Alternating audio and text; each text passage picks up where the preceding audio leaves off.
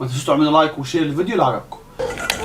هنزل بالبيض، صفار البيض هقلبه كويس قوي 3-4 دقايق لغايه لما يخش فيه هوا. هنا نسيت اضيف السكر، هقلبه كويس برضو. طبعا هقلب بالشكل دوت. هضيف الفانيلا كريمه، اقلبه تقليبه خفيفه.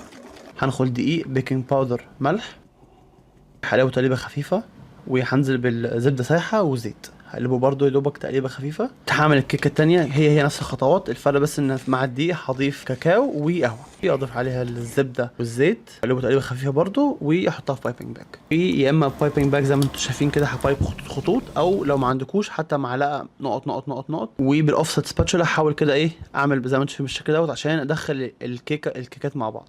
هبايب زبده في النص زي ما انتم شايفين كده. دخل الفرن على درجه حراره 165 لمده 55 دقيقه لساعه. شوجر سيرب، ميه وسكر، اول ما يغلوا اطفي عليهم النار.